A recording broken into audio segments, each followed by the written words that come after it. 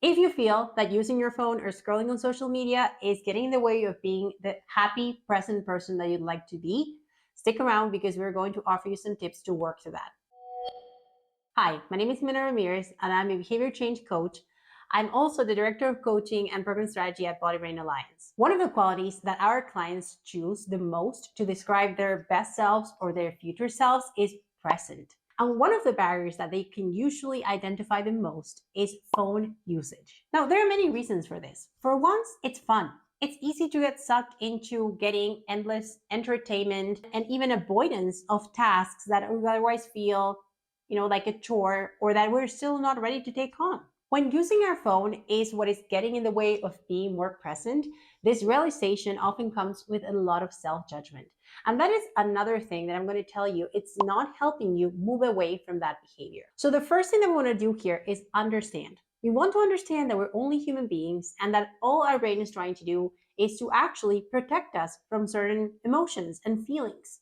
And it's doing so in the way that it knows. So we can start with adding a little neutrality into this. We're not bad people for doing this. We're not trying to avoid being present in our life. We're simply turning to strategies that our brain knows and is familiar with. And this is where I like to encourage you to think about this behavior neutrally and to become a detective and not a judge. When is this behavior actually hitting harder? When is it harder to get detached from your phone? Or when is it really easy to get sucked into scrolling? What is happening right before you start using your phone? Try to think about describing that.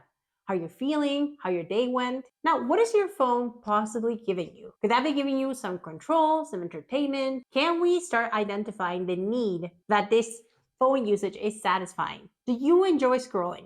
There is no right or wrong answer here. This is something that I'd like you to honestly think about. Now, the last thing that I want you to picture is presence. When you're thinking about presence, what are you thinking about? What is the vision that you have about being a little more present in your life or with your loved ones? How much effort does it entail? How much time?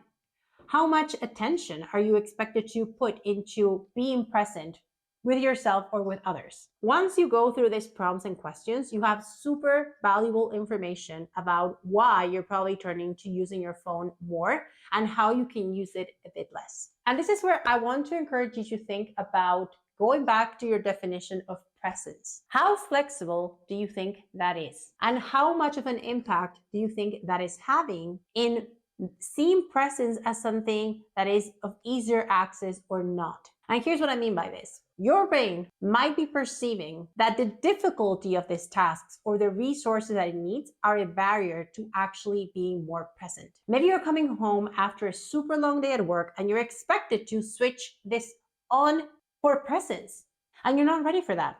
Your brain is telling you need to have all the attention, you need to have all the energy. So how are you defining presence for yourself? And is that definition helpful or detrimental to create more presence, to lower the entry barrier? Now, what would it look like to think about presence in a more flexible way? For example, maybe you're thinking that to be present with your partner, you need to give your partner that full attention.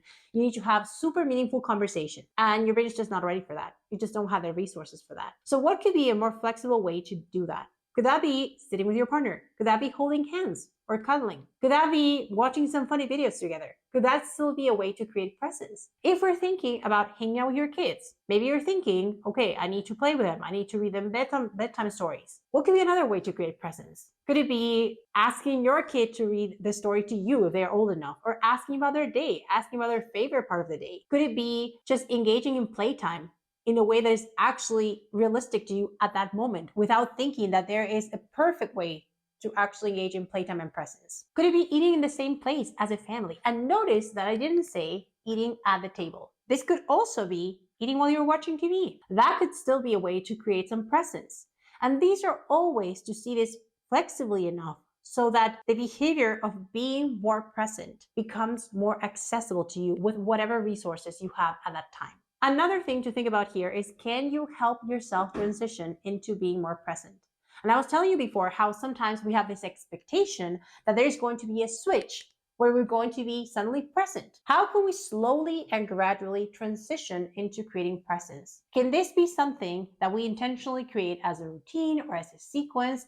Can we help ourselves get to that place? And I'd like you to think of this as prep work to be ready for presence or priming yourself to be more present. Maybe this could look like actually giving yourself some downtime where you are setting some boundaries and using your phone. If you said, I actually enjoy using my phone, there's nothing wrong with that.